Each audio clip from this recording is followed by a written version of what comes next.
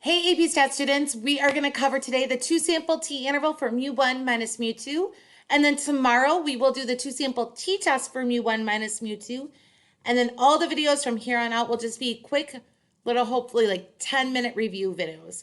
For example, how do I know which test to use? Or what are the key concepts I really need to use? So on and so forth. Let's get going though. A two sample t interval for mu1 minus mu2. So I have a problem from the College Board here, so let's read through it together. One of the two fire stations in a certain town responds to calls in the northern half of town, and the other fire station responds to calls in the southern half of town. One of the town council members believes that the two fire stations have different mean response times. Response time is measured by the difference between the time an emergency call comes into the fire station and the time the first fire truck arrives at the scene of the fire. Data were collected to investigate whether the council member's belief is correct. A random sample of 50 calls from the northern fire station had a mean of 4.3 minutes with a standard deviation of 3.7 minutes. A random sample of 50 calls selected from the southern fire station had a mean response time of 5.3 minutes with a standard deviation of 3.2 minutes.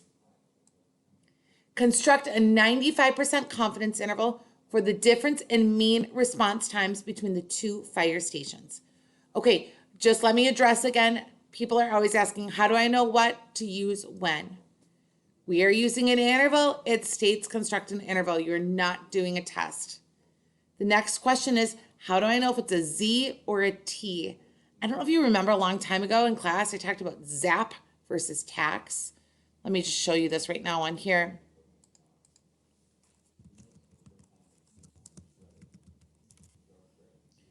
Just an acronym you can write down for yourself, okay? Now, technically, this should be a mu, right? But we can work with this. ZAP is just a word you can think and say, hey, I need to use a Z when I'm dealing with a proportion. I need to use a T when I'm dealing with a mean, okay? T is for quantitative data, for means. Z is for categorical data, proportions. All right, let's get back to it. B we'll look at here in a second. So I have the work, what's expected on the side over here, and then I'll show you the work over there. So with our state, when we're dealing with an interval, we only need to state the parameters. What are we actually looking at? Like what things are going on here? So we're looking at the difference in the means between the two fire stations, right? So what are those two fire stations? So mu1 would be the true mean response time of the northern fire station. And mu2 would be the true mean response time for the southern fire station. And on the AP test for this year, if you're typing it out, the year 2020, if you can do mu like that, and that does represent that mu. And that was a terrible one, I'm sorry. Let's see if I can do it a little better. That's a little better there, okay? mu2, the true mean response time for the southern fire station. The plan, you need the RIN and the method. Now, quick thing, it is two samples, so you do need to RIN twice. And don't forget in class, when I would make this little graphic organizer, and I'm trying with my cursor down here, and it doesn't look great, but we can work with it, right guys? Flexibility is the name of the game. So this would remind you that you have to RIN twice, okay? Now, you can't forget there's that third arrow when we're RINing twice. Now, you don't necessarily have to write it twice like this, okay? This is just a reminder on you do need to RIN twice for both ones, but about that third arrow. Sorry, my allergies are bad. I'm so dry right now. Okay, so we have a random sample of N1 is equal to 50 and N2 is equal to 50. N1 is the sample for mu1, N2 is the sample for mu2. Now you could state random sample of 50 for both fire stations. Independence, this is our 10 times N has to be less than capital N. And what is 50? These 50 is our 50 calls, okay? So 10 times 50 has to be, I made a mistake. So sorry. Let's go like this. and we're okay. We can run with it, right? Flexibility is the name of the game. 10 times 50 has to be less than all calls for the northern and southern fire station. And it is okay just to write this once because they both have a sample size of 50, okay? And forgive me if you can hear my kids right now. They want my husband to read them one more chapter of a book. It's late at night right now. Okay, and now this N, and this is the biggest mistake I can foresee sometimes from people, is what N am I using? Am I using the NP or the N is greater than or equal to 30? We're using the N is greater than or equal to 30 because there's no P. Okay, so we can do that. Both sample sizes are greater than or equal to 30. Now you just heard me talk about my kids, so I got distracted. Forgive me. Notice for the I have my 2. I have to do this 10N is less than capital N for both, okay? But this third one here, what does that third arrow mean?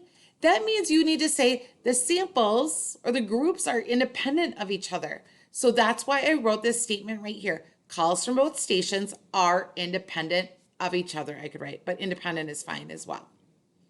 Okay, we have the RIN. We know we have to RIN twice, and with that I, we need 3 things. We need to just do the independence rule that 10N is less than capital N 2 times, as well as state that the samples are independent of each other.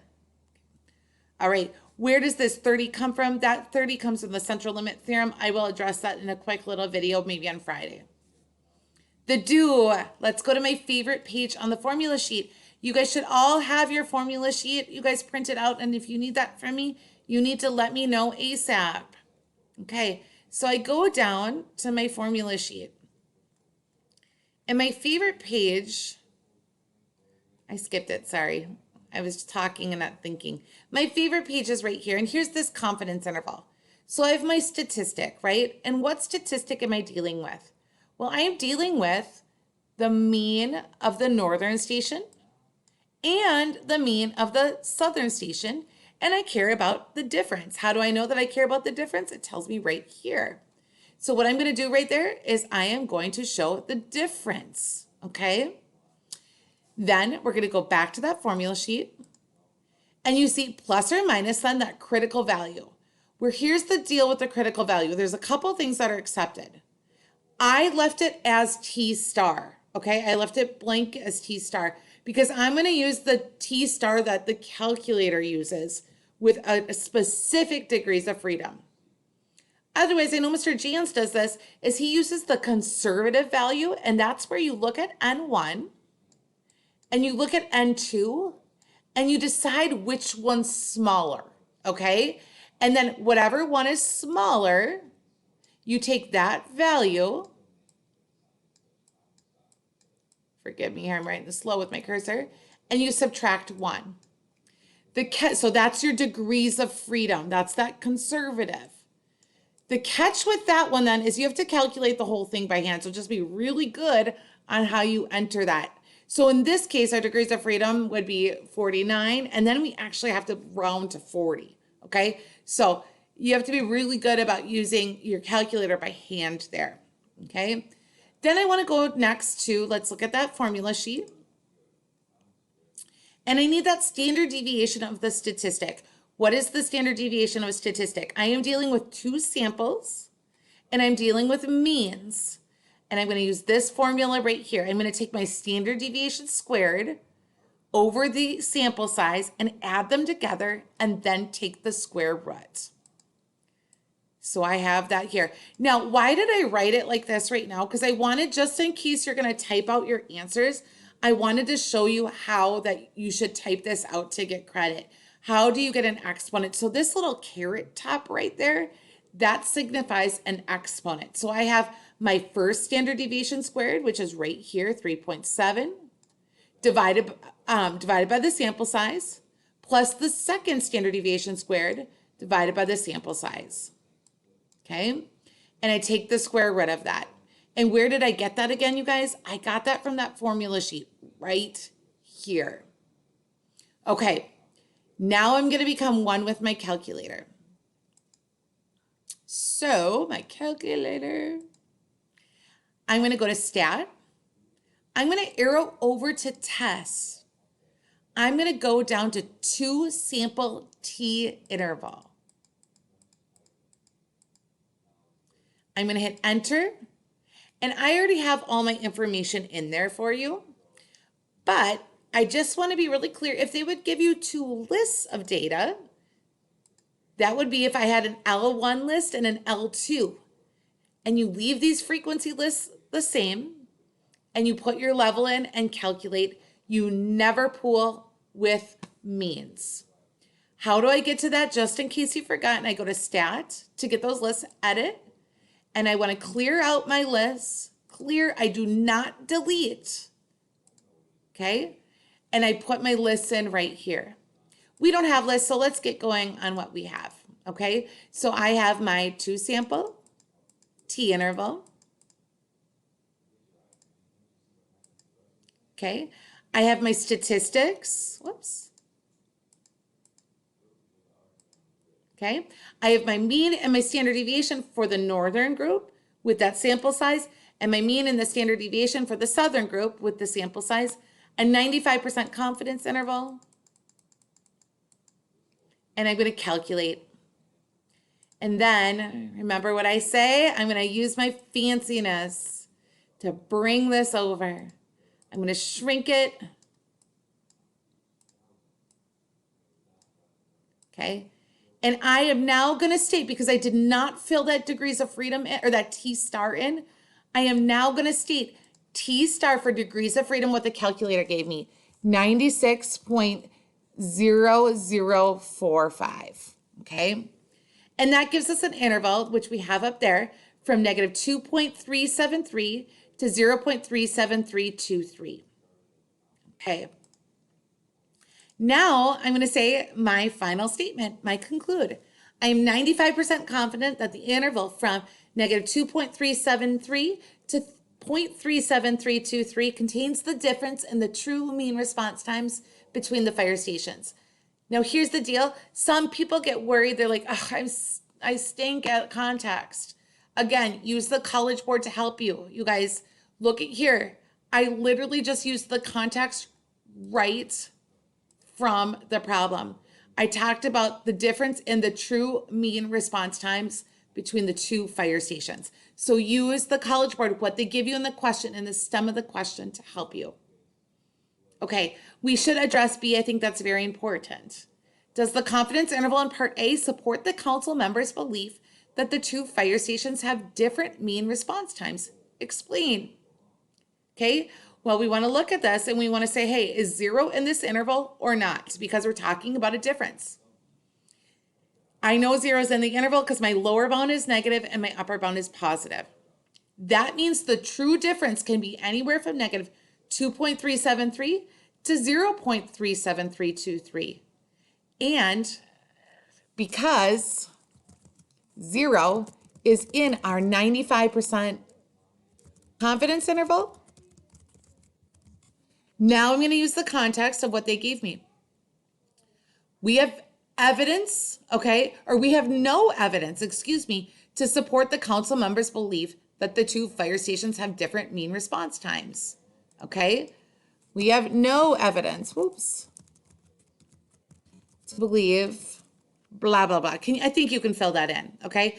And I'm only trying to rush because I can hear my kids a little bit here. So we have no evidence to support the council members' belief that the 2 fire stations have different mean response times. Why? We already said it. 0 is between my lower bound and an upper bound. 0 is contained in my 95% confidence interval. You do need to state that 0 is in it, and you do have to say that it's a 95% confidence interval. What might you want to put in your notes?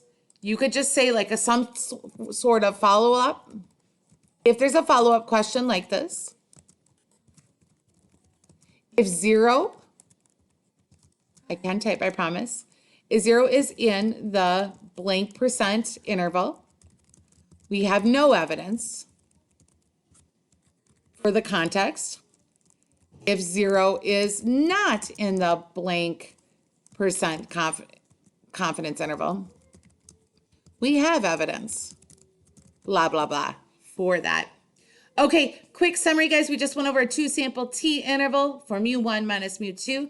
State is that mu1 minus that mu1 and mu2, the true being of whatever the context is. The plan, we're going to do the RIN, and the method, we're RINning twice, okay? And then we have that third arrow talking about how the samples are independent of each other. The do, we're going to use our formula sheet, and we're going to talk about our statistic, plus or minus our critical value, okay? Times the square roots, should have put that there. Now, again, thanks for your flexibility as I'm trying to teach from home, get my kids to bed, and so on and so forth. If you're going to type, okay, on the AP test instead of write and submit a picture for this year 2020, a square root would look like this. You would say square root. I'm going to put it in here actually and go like that with a double one. I'm sorry that I forgot that. Those of you who are like, oh my gosh, she made an error. I just made it better. I hope that you can be okay with that. I know some people struggle with that, with the error, me making a mistake there, but that's square root. So where did that come from again? I'm glad we reviewed. We have that square root of the standard deviation squared over n1 plus the standard deviation squared over n2 with that square root over it. And I just forgot to type that in. Forgive me. We get our interval. We get our conclusion statement, and then finally our follow-up statement where it's going to say, is there evidence that there's a difference based off your interval? And that's where you have to talk about if 0 is in the interval or if 0 is not. Okay, you guys have a great day. Hang in there. You're almost done with your AP test. Day by day, hour by hour, we'll get there, you guys. Talk to you later.